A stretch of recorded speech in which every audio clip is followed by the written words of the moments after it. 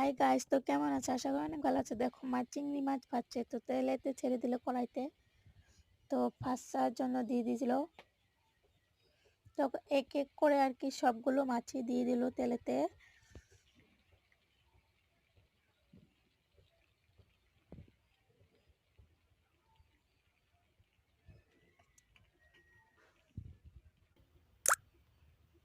তো দেখো গাইস কত তার মানে কি বানাবে দেখাই দিচ্ছি আমি। তো এটা রূপচাঁদা মাছ, আমাদের এখানে চাঁদা বলে, তোমাদের এখানে কি বলে বলবা। এটা টমেটো আর এটা হচ্ছে বাঁধাকপি।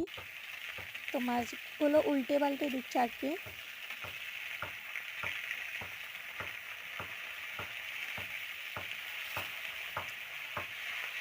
তো উল্টে পাল্টে ভালো করে আর কি ভাজা ভাজা করে নেবে। তো এগুলা দেখো পাকা কাঁচা টমেটো। তো উল্টে পাল্টে ভাজা আর কি হয়ে গেছে পড়ায়। তো এখন নামিয়ে নেবে।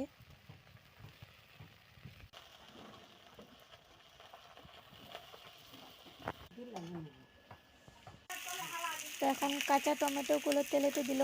তারপরে আলু, নুন পরিমাণ মতো, হলুদ গুঁড়ো দেব, হাফ চা চামচ হলুদ গুঁড়ো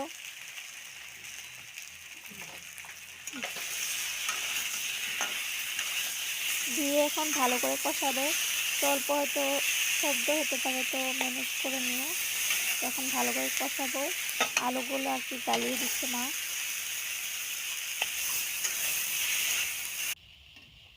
তো আলুগুলো গালিয়ে দিল। তো আমি আর কি মাছ দেখাচ্ছি যে মাছগুলো হয়ে গেছে ভাজা।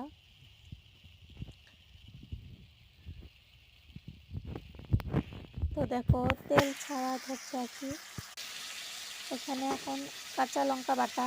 তো বাটা কষা আর কি, বাটা দিয়ে একটু তরকারি বানানো হয়। কাঁচা মরিচ বাটা, তারপরে জিরের গুঁড়ো বাটা, সব দিয়ে আপনার বাটা মশলা খায়। তো ভালো করে কষানো হচ্ছে। বাটা দিয়ে এখন জল দিয়ে দেওয়া হলো পরিমাণ মতন জল। পরিমাণ মতো জল দিয়ে এখন ভালো করে কষিয়ে নেব।